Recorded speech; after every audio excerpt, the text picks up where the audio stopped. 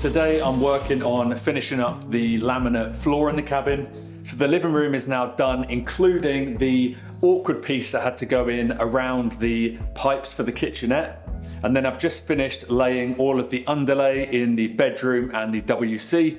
I think doing the living room first was accidentally a wise decision because it's a pretty square room and I could kind of choose where I could start from and end. However, this room's a bit trickier. So I'm going to be starting here in the doorway where it joins the living room. I'm then going to have to cut this row down, then obviously working back, then have to work my way into the bathroom and fan out both ways, and then continue into this alcove and then all the way to the back.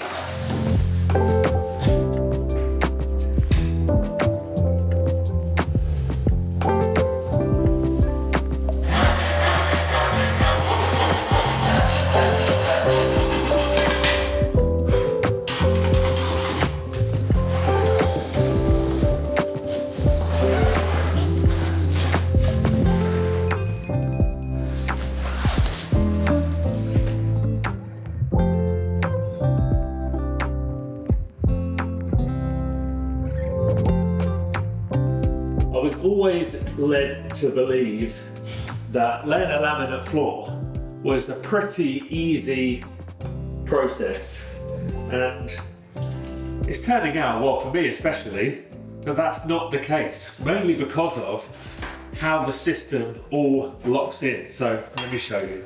So can you see this? So on each panel you've got two like locking systems, one on the short side, one on the long side.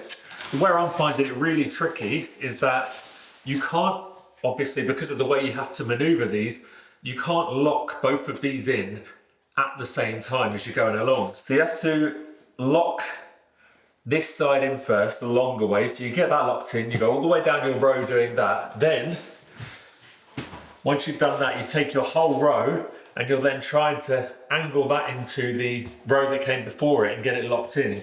Now in principle it seems easy enough, but you have to, once you get the long length in, kind of go along with various tools and kind of knock it in bit by bit to get it in. But I keep finding it's just that I get to one end and it's kicking out the other end, and it's, yeah, there's a lot of back and forth. It's taking a bit longer than I thought it was going to.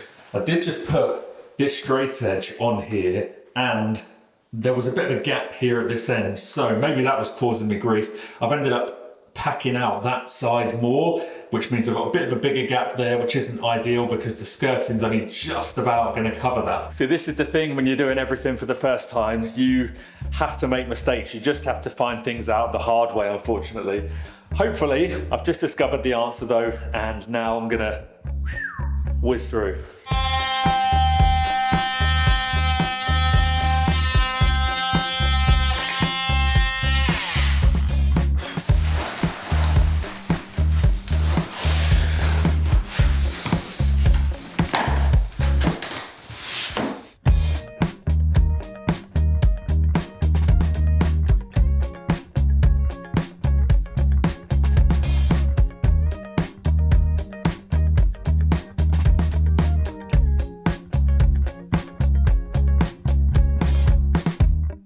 Making good progress now. No thanks to the extra spacer on the end to straighten it up. That's literally made zero difference. What has had the biggest impact is just ignoring what the manufacturer says to do, ignoring the way that I've seen everybody else do it, to be honest, and I did it my way. Call me Frank Sinatra. And like I said before, the difficult thing was getting the long side in. So I've just decided to go piece by piece. I get the long side in first, get the short side as close as I can to fitting in, get the long side in, and then just bash it until the short sides join. And so far so good. It seems to have worked pretty good. All the joints are tight, and yeah, like I say, I'm whizzing through. So I've just got about another 6 or 7 rows to do to get to the back of the bedroom. Obviously cut the final one shorter, they'll be a bit awkward, but we'll get this done today.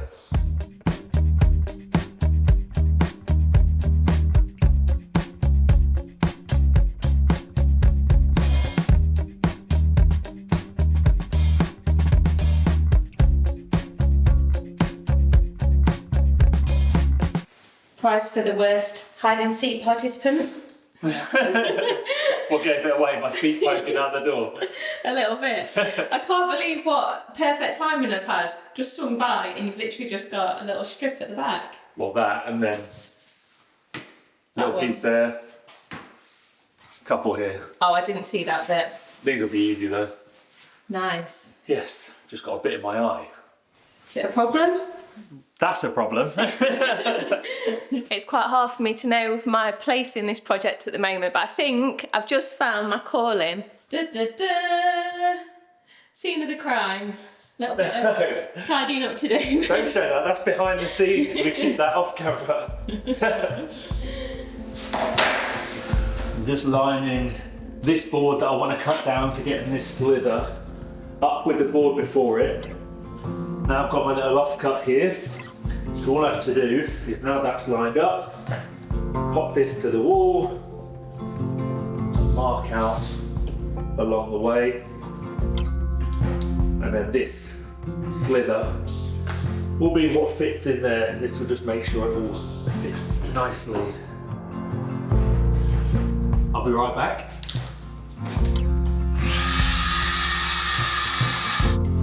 Right, one slither in.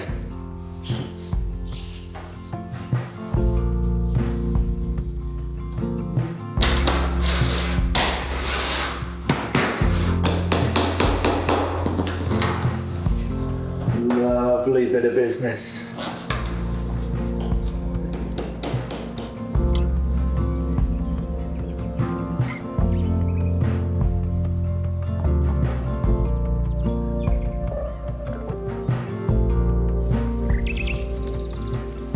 I never take it for granted that we can literally just step outside of our door and be surrounded by so much nature.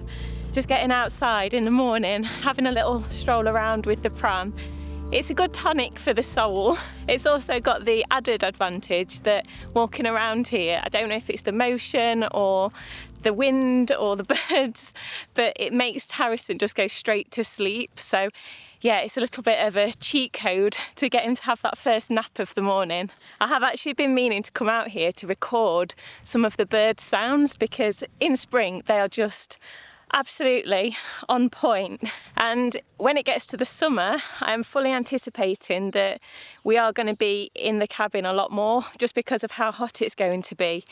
And I'm just thinking ahead how easy it is to get him to settle and have a sleep surrounded by all the nice nature sounds. And if I can kind of replicate that inside, it might not work at all, but I'm hoping that it might have a similar calming effect. So he doesn't know this yet, but Ricky's got many skills to his bow, and one of those skills is that he can mix music. And I'm thinking, if I can collect loads of nature sounds, then perhaps he can make Harrison a little mixtape and a little survival thing for me during the summer. Oh, we're stuck on a hump. Oh, it's a molehill.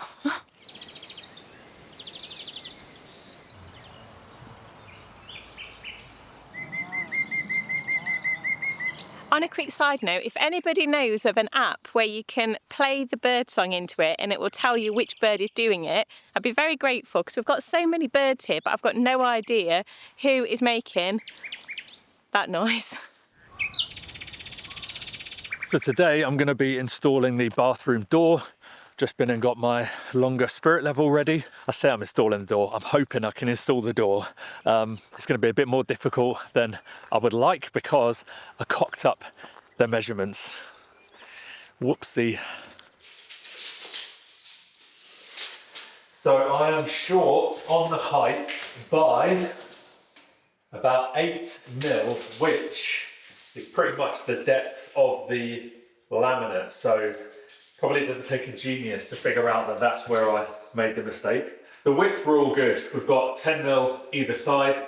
So on the height, I'm gonna have to cut 10 mil off of the bottom of the frame, but also the door.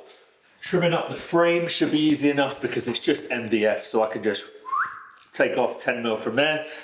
The difficult part is gonna be the door, because we just went for a cheap door because it's a toilet door in a cabin, but it's not solid wood. You can see the makeup of it here. So I have a suspicion that when I try to slice 10 mil off of this is not going to have the cleanest finish on it, but we're going to paint the door anyway, so I'm sure we can sand that back, because there's actually some damaged areas already on it, so they're going to need sanding as well, and hopefully when we paint it, that'll conceal it.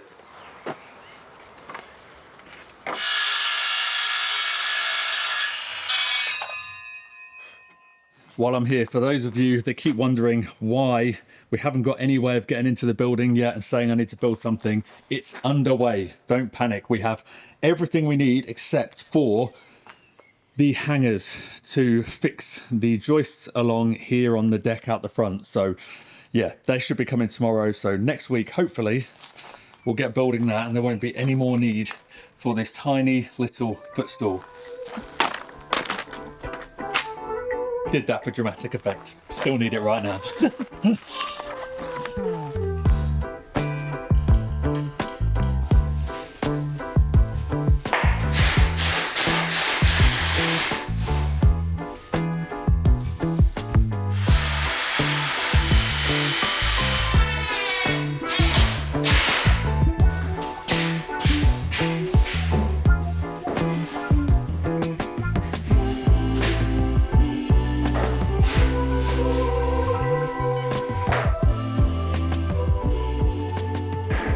Love living in the countryside. It's a beautiful place to be. It's so peaceful and it does feel really safe. But regardless of where you live, when you're online, you're in as much danger of having your personal data leaked as anyone, and understanding how to best protect yourself can be quite confusing. But that's where the sponsor of today's video, Incogni, comes in, because they protect your personal information from getting into the wrong hands. So it seems like every week there's a new major data leak, and it's pretty unnerving knowing that details like your full name, home address, and even your date of birth are out on the internet for anyone to find and use, including data brokers. They're part of a huge industry that buys and sells your personal information, and all too often your details can fall into the hands of criminals. Cases of identity theft, scams, and nuisance phone calls have all been directly linked back to this. So when you sign up to Incogni, you grant them permission to work around the clock on your behalf. They contact hundreds of data brokers to get your information removed from their lists, and they continually check to see if your data's reappeared, because there are always new lists popping up. And you can track everything on your dashboard, including the huge amount of time that Incogni has saved you every month. So if you want to protect your privacy and take back control of your data, click our link in the description and use code LIFEBYLIVING to get 60% off an annual Incogni plan. And with their 30-day money-back guarantee, it's completely risk-free.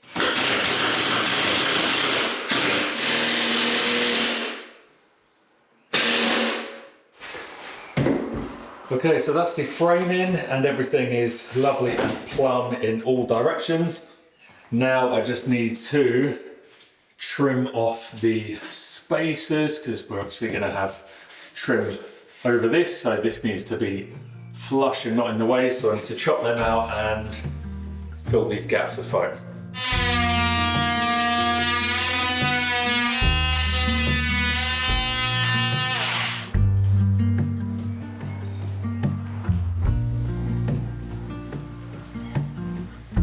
Okay, so while the foam is going off, I am going to make a start on the trim work. So mainly at the moment, doors, skirting boards, things like that. Unfortunately, there wasn't enough stock to do the window trims, so they're gonna have to wait for another day. But hopefully if I can get the skirting and the other bits done, then the foam will go off enough that later today we can get that trimmed out and get the door on.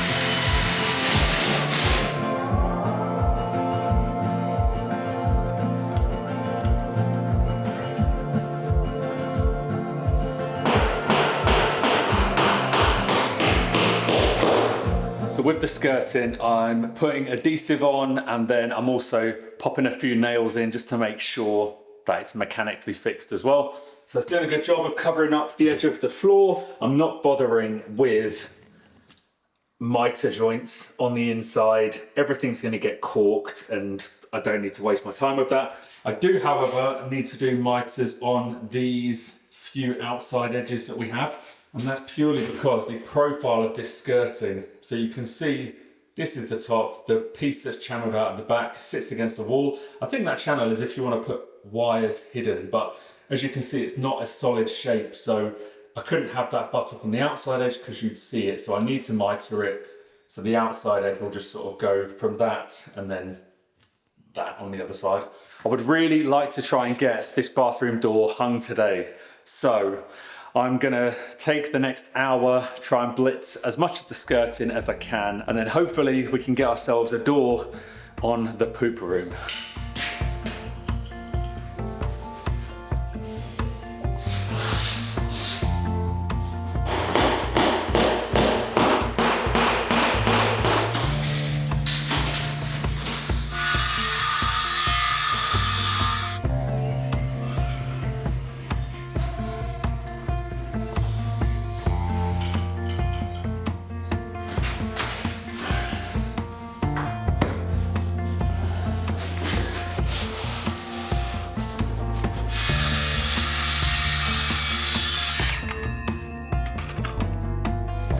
Well, I've not done too badly there. I've actually managed to get the lion's share of the skirting done.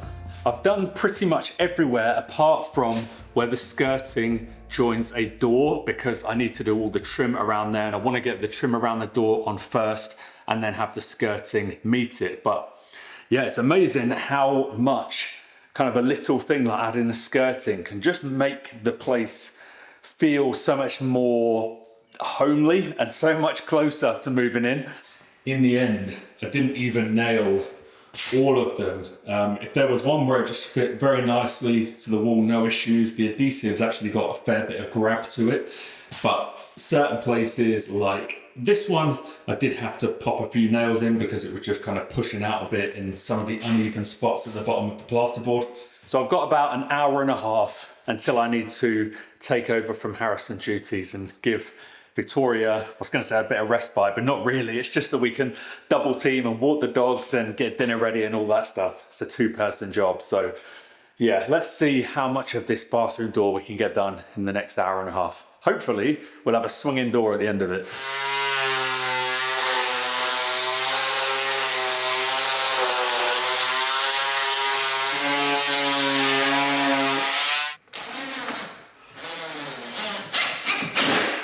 So I'm just installing the hardware for the doors.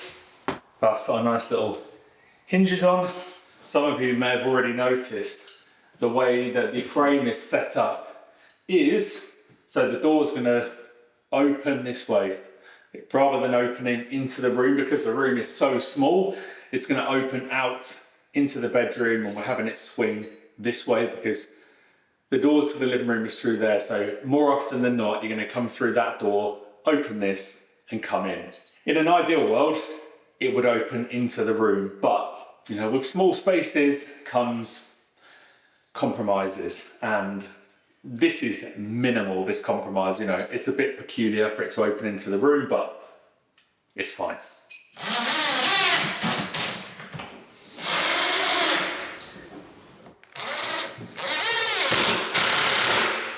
So I haven't actually cut the door down like I thought I was going to.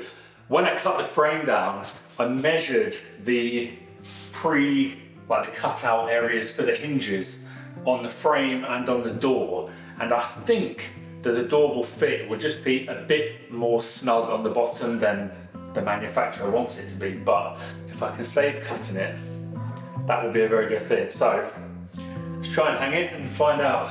Oh.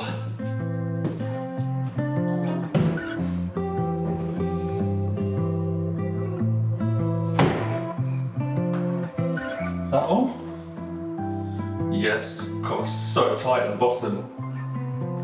The cutouts for the hinges are not that great, they're not perfect. So I thought screwing it in it would pull everything tight, but I've measured these gaps and I know they're right for the door. I've got a feeling this just needs to be pulled in a bit more. But yeah, that'll do. Very, very snug fit on the bottom, but no cuts. Score.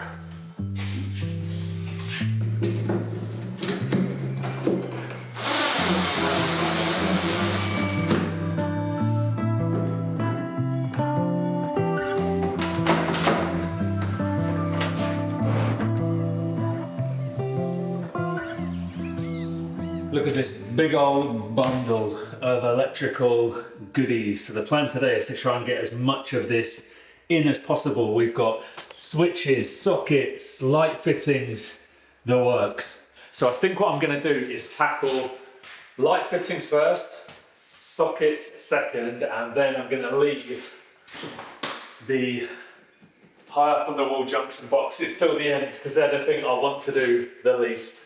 And you can see why. Look how many connections there are to be made in here.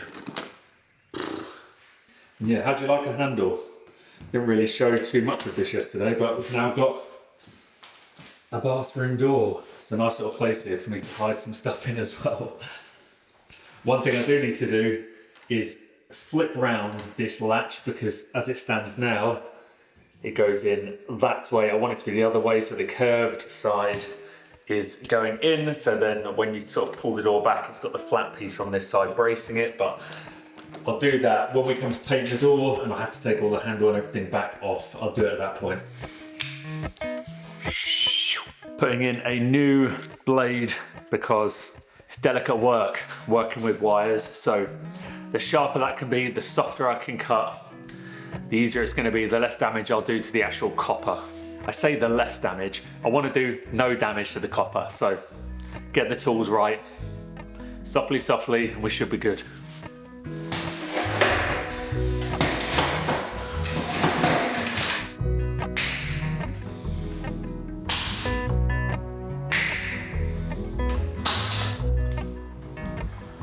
So easy to do this with a sharp knife, just slice, bend, job done.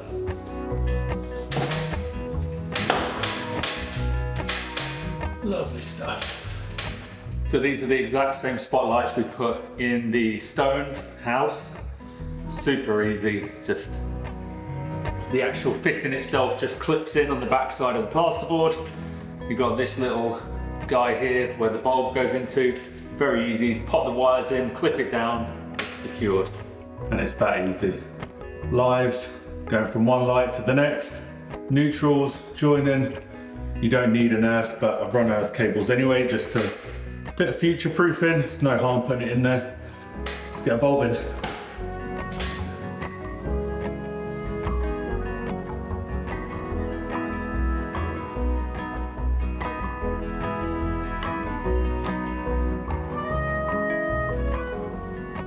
What do you think to our bedroom light fitted? Nice, isn't it?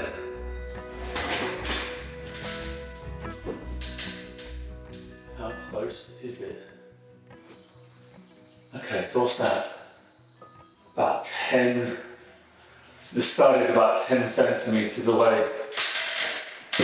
Right, then we're gonna have to drill another hole, move this, and I'll have to patch this hole up later on. Oh, that's so annoying. Anyway, it is what it is.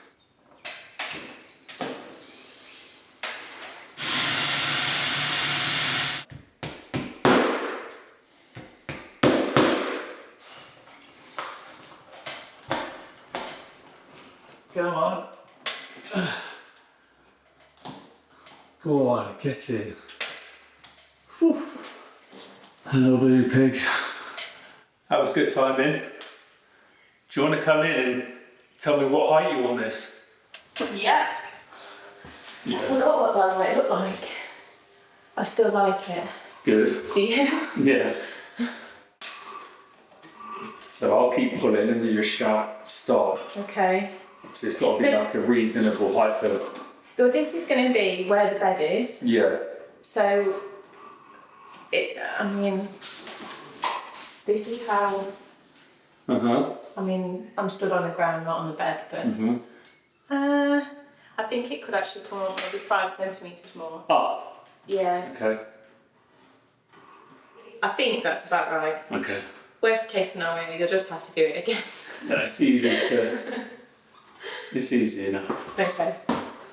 Do you think you should have put the bulb in before hanging it? What difference would it have made?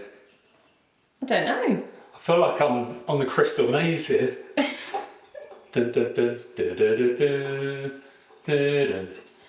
Right. Here you go.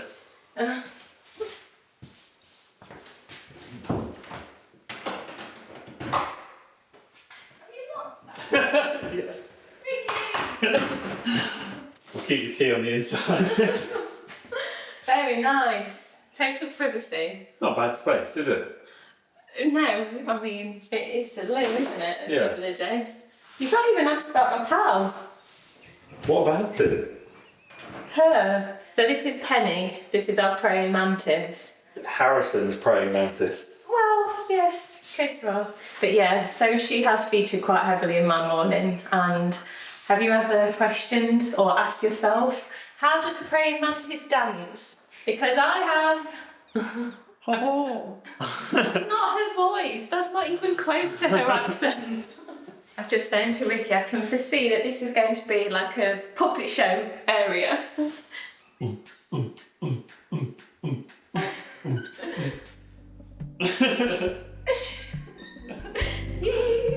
Who's the puppet show for here, Harrison or you?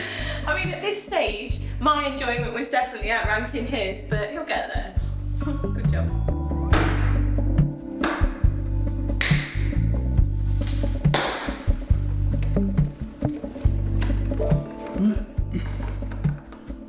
God, this is an awkward spot to work in. So close to the wall.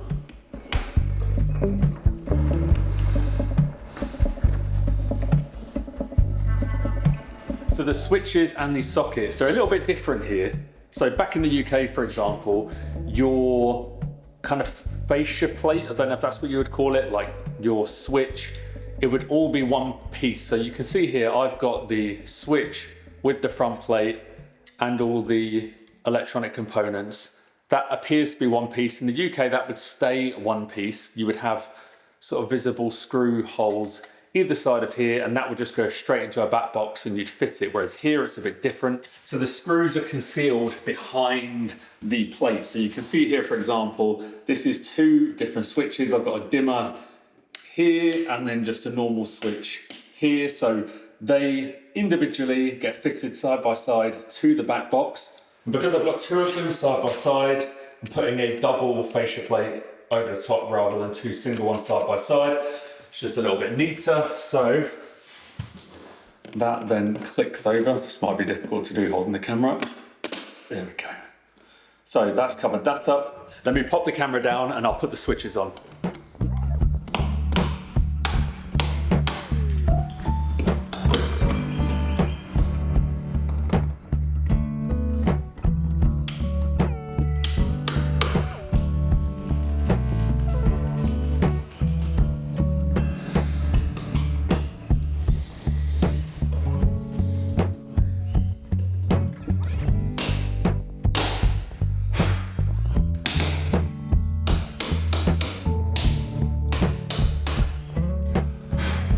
Victoria's just been an absolute sweetheart and bought me a brew. So I'm 1 junction box down, so I thought it would be a good time to show you a little before and after.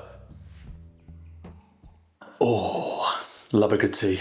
So here's the before. This is the living room one that I haven't done yet. So you can see the feed wire coming in and the various wires going to switches and out to the lighting circuits. And then this one here, I've just done. So you can see the live feed coming in, the permanent live going to the switches, all of the earths tied together, or the neutrals tied together, and then the various switched lives going from the switches to the lighting circuits. So once I've done the second box, I'll neatly fold all of those cables into the box and then put the lid on. Is it a lid or a faceplate? No, it's a lid because it's tamper. in Portuguese, which is lid. So we'll put the lids on and then you won't see any wires and it will just discreetly blend into the wall.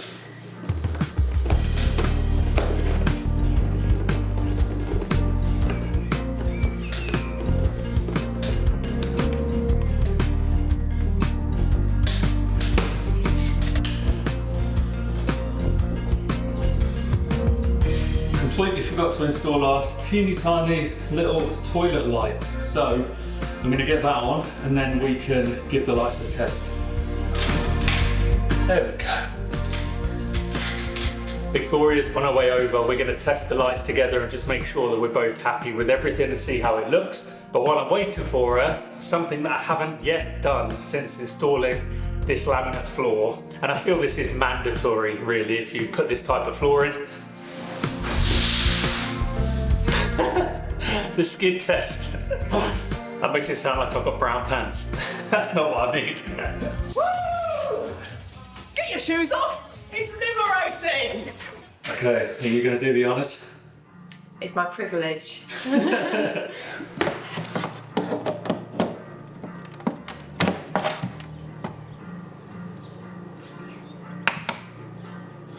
Dun dun dun. Now I've put a dimmer on this and the bulbs aren't dimmers, so I'm really hoping it's gonna... Well, I don't know if they're dimmers, that's the point. Okay, so we've got two switches here. We've got the flip switch, which is for outside, but there's no bulb there, and then the knob to twizzle. Okay, ready? Yeah. 3, 2, 1, twizzle!